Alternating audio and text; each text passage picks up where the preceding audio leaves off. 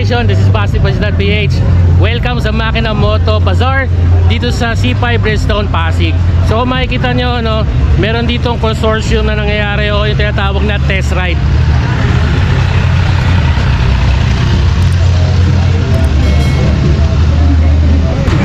So marami kayong pwedeng i-test ride dito from e-bike, ayun, e-bike. From e-bike, scooter, underbone at saka mga big bike.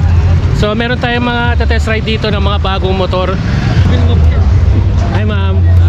Matagal na rin tayo hindi nakapag-vlog pero babawi tayo ngayon dahil very special ang vlog na ito. Pero ang napili natin ngayon ay yung bagong modern classic scooter ni Suzuki Philippines, ang Suzuki Access 125. Meron si Suzuki Philippines ng dalawang variant, Access 125 na standard na may presyong 84,900 with 3 color options, solid ice green, pearl grace white, and metallic matte black. At yung isa ay yung Access 125 Ride Connect na may presyong 93,900 with 1 color option, metallic matte stellar blue. Pagdating naman sa design, headlight, fairings, taillights at specs, halos parehas lang naman silang dalawa. 125cc, 4-stroke, single cylinder, single overhead cam, 2 valves, air-cooled at fuel injected. Meron itong 8.3 horsepower and 10.2 Newton meter of torque. Bore and stroke of 52.5 by 57.4 mm, which is long stroke. Compression ratio po nito is 10.3:1. Disc brake sa harap, drum brake sa likod. Gulong sa harap 90/90/12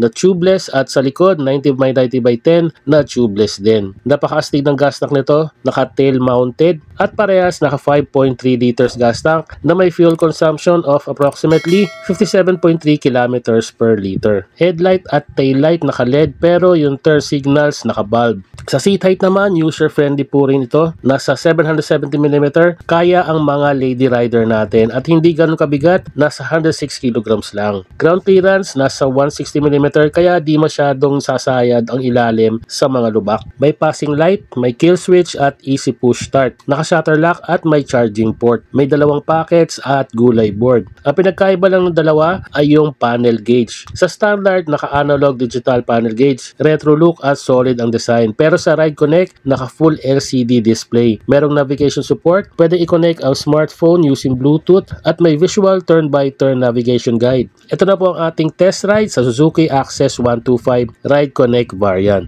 Okay, get ready na po tayo sa susunod na test ride. Nandito tayo sa Suzuki at iti-test ride natin yung bago nilang Suzuki Access.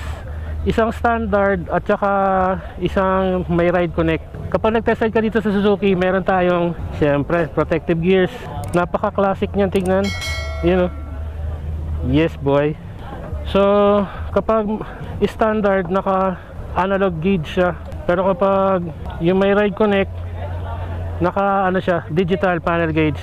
So ito yung high and low, passing light. Tapos ito yung push start niya at saka kill switch. Medyo active yung torque niya. Hop, ingat lang, basa boy. Ayun oh. Nakakasilaw. Ang ganda talaga ng ano, panel gauge niya, digital. Suzuki Access na with Ride Connect. So meron tayong makikita nyo, ito Suzuki Access din, yung standard. Vespa, magandang scooter din yan. Tapos meron tayong mga big bike.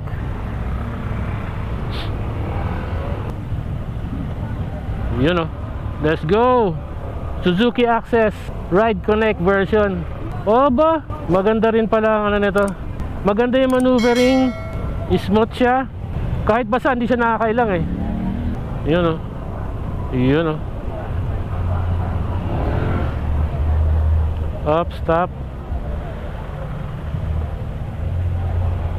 Yeah boy.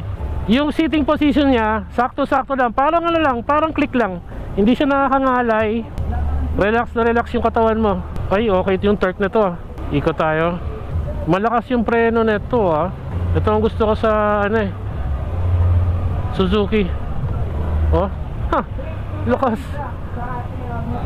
Lakas boy. So dito sa panel gauge niya, may clock, speedometer, fuel gauge, temperature gauge, odometer, tapos battery voltage. May lady rider. So okay naman yung gulay board, malaki, legroom malaki din, may clearance, hindi siya tumatama sa sa tuhod. Yun yung maganda, hindi katulad doon sa click ko. Kapag pepreno ko sa mga gantong bankingan, marahan lang dapat. Yun yung maganda dito sa Suzuki. Kapag preno mo siya ng mga bankingan, swabing-swabe lang. Yung upuan, gusto-gusto ko yung upuan, malambot. Suspension, napakaganda, hindi siya matigas, wala siyang lagatok. Okay na okay siya. Yun maraming salamat Suzuki. Napakagandang Suzuki Access Ride Connect. Yun napakaganda, ganda ng kulay niya. Ganda ng kulay, smooth na smooth.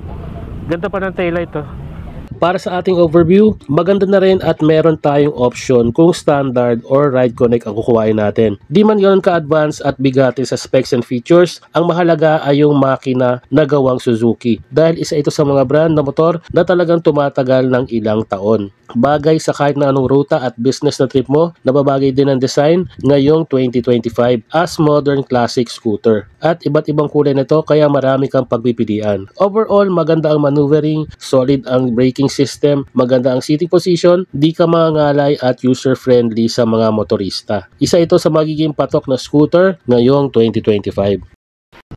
Para sa mga updates ng ating motor review, please follow us on our Facebook page, Facebook Reels, YouTube Shorts, and YouTube channel, BaseBoys.ph. Please like and share ang ating mga motor reviews para mabigyan natin ng detalyado at kumpletong information ang ating mga moto viewers para makapili sila ng kanilang dream bike. Maraming salamat po sa inyong pagtangkilik at pagsuporta. Ride safe, Rat Rat Nation!